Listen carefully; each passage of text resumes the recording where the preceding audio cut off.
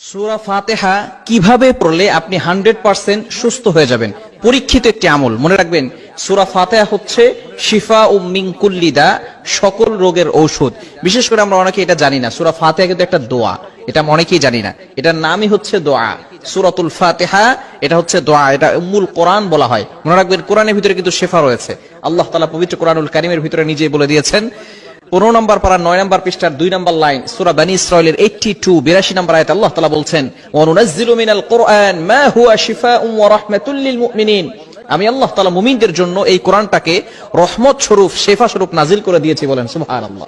কেন ইমানজিদের আপনি কল্পনা করতে পারছেন, এই কোরআন কিন্তু আপনার জন্য শিফা। দুরারোগ্য ব্যাধি ডক্টররা বলে দিয়েছে যে আপনি আর কিছুদিন পরে দুনিয়া থেকে বিদায় নেবেন, তারাও এই আমলটি করে কিন্তু ফায়দা পেয়েছে। সুতরাং আপনি যদি আমলটি করতে পারেন, অবশ্যই আল্লাহর পক্ষ থেকে সাহায্য আসবে। আমলটি কিভাবে করবেন? সূরা ফাতিহা আপনি ফজরের নামাজের সময় অবশ্যই আপনাকে নামাজ পড়তে হবে। নামাজ না পড়ে আপনি আল্লাহর কোরআন থেকে কোনো ফায়দা পাবেন না। আপনি নামাজ পড়বেন না, আল্লাহর কোরআন থেকে কোনো ফায়দা আসবে না। ইয়াকিনের সাথে, বিশ্বাসের সাথে যদি আপনি আমল করতে পারেন, অবশ্যই আল্লাহর পক্ষ থেকে সাহায্য আসবে। বিশেষ করে আপনি ফজরের নামাজের সময় 2 রাকাত সুন্নত, 2 রাকাত ফরজ, সুন্নতের পরে এবং ফরজের আগে মধ্যবর্তী সময়, এই সময়ে আপনি প্রথমে 11 বার দুরূদ শরীফ পড়বেন। দুরূদ শরীফ বিশেষ করে সর্বশ্রেষ্ঠ দুরূদ হচ্ছে দুরূদ ইব্রাহিম। এছাড়াও আপনি আল্লাহুম্মা সাল্লি আলা সাইয়্যিদিনা মুহাম্মদ এতটুকু পড়তে পারেন, অথবা সাল্লাল্লাহু আলাইহি সাল্লাম এটাও পড়তে পারেন। তবে সর্বশ্রেষ্ঠ দুরূদ দুরূদ ইব্রাহিম, এই দুরূদটা আপনি বেশি পড়ার চেষ্টা করবেন। প্রথমে আপনি দুরূদ ইব্রাহিম পড়বেন 11 বার। এরপরে আপনি সূরাতুল ফাতিহা 41 বার পড়বেন, আউযুবিল্লাহ বিসমিল্লাহ সহকারে 41 বার সূরা ফাতিহা পড়বেন। এরপরে আপনি আবারও 11 বার দুরূদ শরীফ পড়বেন।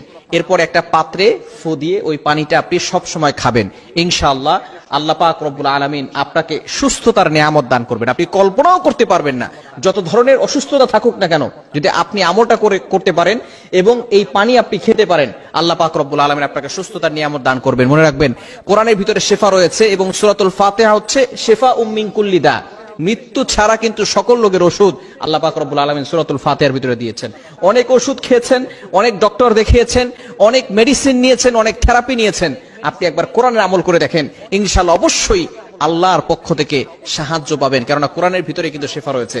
কোরআনের একটা মুজিজা হচ্ছে, অন্যতম মুজিজা, কোরআনের পাওয়ার আপনি দেখতে পারবেন যে আল্লাহ তাআলা কোরআনের মাধ্যমে আপনাকে সুস্থতার নিয়ামত দান করবেন। বিশেষ করে সূরাতুল ফাতিহা আমরা নামাজের ভিতরে পড়ি, অনেকে আমরা এর অর্থ জানি না। অর্থ জানলে কিন্তু নামাজের ভিতরে মনোযোগ বাড়বে।